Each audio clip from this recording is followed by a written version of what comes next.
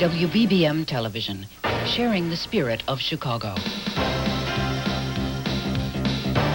From Chicago's news team,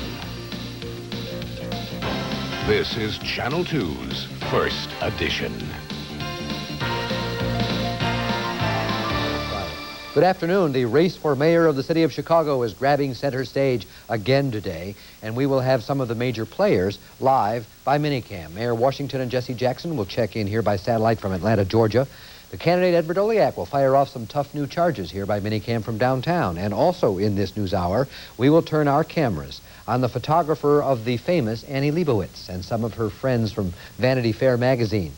Vanity Fair, you may have heard that name. It seems the name always has been another way of saying high style. It's a magazine that's been defining American taste now since the first issue way back in 1914 and its rebirth in 1983. You can now see the most striking images of Vanity Fair in an art exhibition at Marshall Field's State Street store.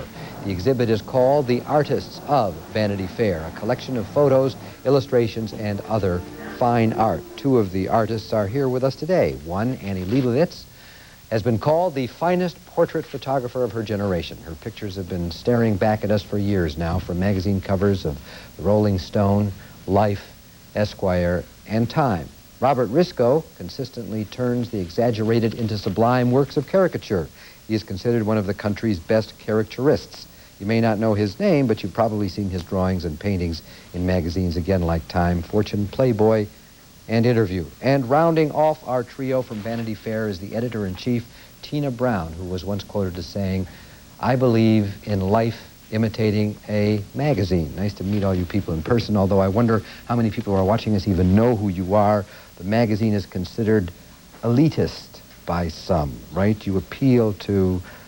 It is a magazine of style, but then I think an enormous amount of people who you wouldn't expect perhaps to love it love Vanity Fair. We have a hugely broad appeal, and in fact Chicago loves us. We have a vast turnout tonight at Marshall Field's, and the acceptance level was so high that Marshall Field's felt that it was really an index of how popular we are in Chicago. Well, what do you think the reason is? A snappy young editor, you're from England, right? I'm from London, yes. I remember when you took it over and everybody was talking about this young, tough, aggressive woman who's moving into man's inner circle in publishing, and you're pulling it off? I read somewhere recently that your success is phenomenal. Yeah, Vanity Fair is now the hottest magazine for consumers in America, and it's largely successful because it does have fun, it does have panache. Thanks to Annie Leibovitz's wonderful photography and Risko's great illustrations, it has huge appeal visually. And we do supply quality writing, terrific celebrity interviews, a mix of culture, the arts, pop culture. It has a great flair, I have to say, because of the talent we're able to publish. I wish we had some pictures handy. We got so tied up with the political story in Chicago this afternoon, and we don't have them ready to show. Do we have some? Oh, let's see some of what Annie Leibovitz takes pictures of. And maybe you want to help us by talking about some of them? Do you want to? Sure. Can you see that right over there, over your right shoulder? This is really a photograph of Baryshnikov. I really wanted to somehow or another express him as a modern dancer, you know, as a dancer from 1987. I wanted something that looked very stylized from today, you know, not something from the past. You know, is there another one there? All right.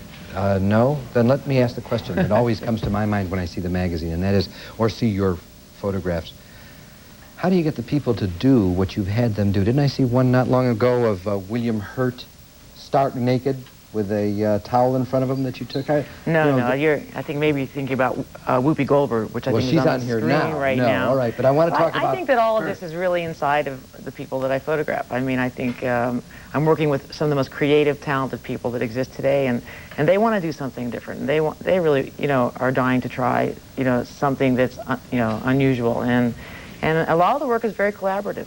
I mean, it really is... between you and the subject. That's right. So they on occasion even suggest some of the poses that you put them in. Sure, absolutely. It's more fun that way. Yeah. What's the most fun about your end of it? The most fun about what I do is, well, I really like doing really famous people because of their established media image.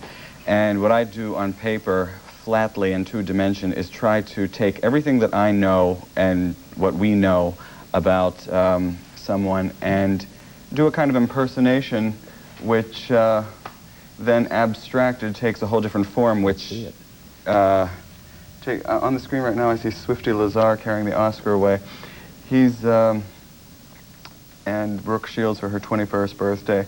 I try to do things that are at the point of abstraction and exaggeration that still read like the person because of their strong media image. This is Caroline Kennedy. What are you trying to say? About Caroline Kennedy? Uh-huh. Well, in this particular article, this was her marriage, and they actually used this for the decoration on her wedding cake for her shower, out of icing, if you can imagine that. I don't know. It's fun taking people's faces and stretching them all over the place. That's all. It's fun having a magazine that twits everybody too, right? Yes, Vanity Fair is irreverent. We don't take the stock point of view. It's always fresh. It's always a different point of view, and people read us for that surprise. That's one of the reasons I think we're so hot, is that people can never quite be sure which angle we're going to take, so they're not really going to be bored by anything we publish. Any major changes that we all will recognize coming ahead? We have some very exciting things. In the current issue, we have an extraordinary new look at Diane Keaton. Annie Leibovitz has managed to photograph inside her head, if that's possible. Okay. We'll let the readers judge those pictures. That was a very interesting article, I have to say. Don? Walter, a guy that Annie took a photograph of with a heck of a pair of dancing feet, is going to be part of our story. He says "Niet" to the Soviets.